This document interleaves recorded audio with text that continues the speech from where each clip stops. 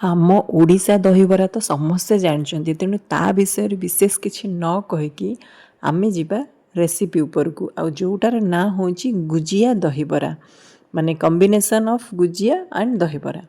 Perfect ବନିଛି, ଆପଣ ଥରେ ଟ୍ରାଏ କରନ୍ତୁ। ପ୍ରଥମେ ମୁଁ ନେଇଛି 2 କପ୍ ବିରି, ଆଉ ଯେଉଁଟାକି ଫାଳ ବିରି, ଆପଣ ଗୋଟା ବିରି ମଧ୍ୟ ନେଇପାରିବେ। ତାକୁ 3-4 ଥର ଭଳିଆ ଭଲସେ ଧୋଇଦେବେ, ଆଉ ତାପରେ ପାଣି ଦେଇକି ତାକୁ ଭିଜିବା ପାଇଁ ଛାଡ଼ିଦେବେ 3 ଘଣ୍ଟା ଭଳିଆ, ମିନିମମ୍ 2 ଘଣ୍ଟାରେ ମଧ୍ୟ ହେଇଯିବ। ଏବେ ତାକୁ 3 ଘଣ୍ଟା ପରେ ଦେଖିଲେ ତାକୁ ଗ୍ରାଇଣ୍ଡ କରିବା। ଆଉ ଗ୍ରାଇଣ୍ଡ କରିବା ପାଇଁ ଯେତେବେଳେ କରିବେ ନା, ଯଦି ଆପଣଙ୍କୁ ବେଶୀ ଦରକାର ପଡ଼ୁଛି ତାହେଲେ ଅତି ବେଶୀରେ ବେଶୀ 1 ଚାମଚ 2 ଚାମଚ ପାଣି ଦେବେ, ନହେଲେ ଯେତେ ଗାଢ଼ା ବ୍ୟାଟର କରିବେ ସେତେ ବହୁତ ଭଲ। ଦେଖନ୍ତୁ ତ ଏଇ ଟାଇପ୍ର ବ୍ୟାଟର ବନିବ। ହାତରେ ତାକୁ ନା ଏମିତି ଟିକେ ଫେଣ୍ଟି ଦେବେ, 1-2 ମିନିଟ୍ ଭଳିଆ ତାକୁ ଫେଣ୍ଟି ଦେବେ, ଆଉ ତାକୁ କଭର ଦେଇକି ମିନିମମ୍ 5ରୁ 6 ଘଣ୍ଟା ଭଳିଆ ରଖିଦେବେ। 6 ଘଣ୍ଟା ପରେ ଦେଖନ୍ତୁ ପୁରା ଫୁଲିକି ପୁରା ଫ୍ଲପି ହେଇଯାଇଛି। ଆଉ ଯେତେ ଆପଣଙ୍କର ଫର୍ମେଣ୍ଟେସନଟା ଯେତେ ଭଲ ହେବ, ପିଠାଟା ସେତେ ଭଲ ବନିବ, ମାନେ ବରାଟା ସେତେ ଭଲ ବନିବ। ଏଥିରେ ଦେବେ ଜିରା, ଅଦା, ହେଙ୍ଗୁ, ସ୍ୱାଦ ଅନୁସାରେ ଲୁଣ, ଭୃଷଙ୍ଗ ପତ୍ର ଟିକେ, ଯଦି ପିଆଜ ଚାହୁଁଛନ୍ତି ପକାଇ ପାରିବେ, ଆଉ ନାହିଁ ଯଦି ଆପଣ ରାଗ ହିସାବରେ କଞ୍ଚା ଲଙ୍କା ମଧ୍ୟ ଦେଇପାରିବେ। ମୁଁ ଟିକେ ସାଧା ବନେଇଥିଲି ବିନା ପିଆଜ ରସୁଣରେ। ଏବେ କ'ଣ କରିବା ନା, ଆମେ ତା'ର ଦହିବରା, ଯେହେତୁ ଦହିଟାକୁ ଆମେ ପ୍ରଥମେ ପୁରା ଫେଣ୍ଟି ଦେବା।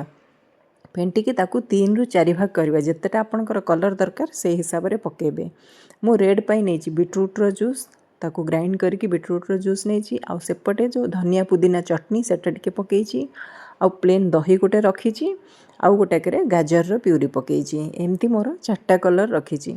ଏବେ କ'ଣ କରିବା ନା, ଗୋଟେ ପଲିଥିନ୍ରେ ଟିକେ ହାଲକା ତେଲ ମାରିଦେବେ। ଆଉ ଯେଉଁ ବିରିଟାକୁ ଯେଉଁ ସବୁ ମସଲା ଦେଇକି ରଖିଲେ, ସେଥିରେ ଆପଣ ମଝିରେ ଯଦି ଚାହିଁବେ ଡ୍ରାଇ ଫ୍ରୁଟ୍ସ ଦେଇପାରିବେ। ମୁଁ ଖାଲି 2ଟା ଆଲମଣ୍ଡ ଦେଇଛି।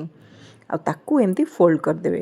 ମନେ ରଖନ୍ତୁ ପଲିଥିନ୍ରେ ନିହାତି ଭାବେ ତେଲ ଲଗାଇବେ, ତାକି ଆପଣଙ୍କର ଏମିତି ଯେତେବେଳେ ଫୋଲ୍ଡ କରିବେ ନା, ସେଇଟା ଟିକେ ଭଲସେ ଛାଡ଼ିବ। ତାପରେ ଆକୁ ତେଲରେ ଛାଣିବେ। ତେଲ ପୁରା ତାତିଥିବ ଛାଡ଼ିବେନି, ଅଳ୍ପ ଅଳ୍ପ ତେଲରେ, ମାନେ ମିଡ଼ିୟମ୍ ହଟ୍ ଅଏଲ୍ରେ ଆପଣ କରିବେ, ନହେଲେ ଭିତରଟା ନା କଞ୍ଚା ହେବ। ତାପରେ ଆକୁ ଯେମିତି ଆମେ ବରା କରୁଛେ ସେମିତି ଗରମ ପାଣିରେ ପକାଇ ଦେବେ, ଆଉ ତାପରେ ତାକୁ ଚିପୁଡ଼ି ଦେବେ, ତା'ର ପାଣିଟା ବାହାରିଯିବ, ଆଉ ତା'ର ଏକ୍ସେସ୍ ତେଲଟା ମଧ୍ୟ ବି ବାହାରିଯିବ। ତ ଖାଇବାରେ କିଛି ଅସୁବିଧା ନାହିଁ। ଦେଖନ୍ତୁ ଏମିତି ଗୁଜିଆ ସେପ୍ର ହେବ।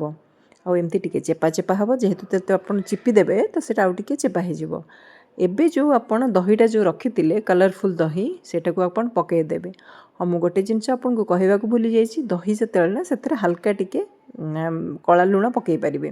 ଲଙ୍କା ଯଦି ଚାହୁଁଛନ୍ତି ପକାଇବେ, ମିଠା ଯଦି ଚାହୁଁଛନ୍ତି ମଧ୍ୟ ଚିନି ପକାଇବେ। ମୁଁ ଖାଲି ଟିକେ କଳା ଲୁଣ ଟିକେ ପକାଇଥିଲି। ଆଉ ଏବେ ସବୁ ପ୍ରକାର କଲର୍ରେ ଆପଣ ଦହିଟାକୁ ସଜେଇ ଦେବେ। ଉପରେ ଟିକେ ହାଲକା ଚାଟ୍ ମସଲା ପକାଇବେ, ଯଦି ପିଆଜ ହକା ଚାହୁଁଛନ୍ତି ମଧ୍ୟ ପକାଇ ପାରିବେ।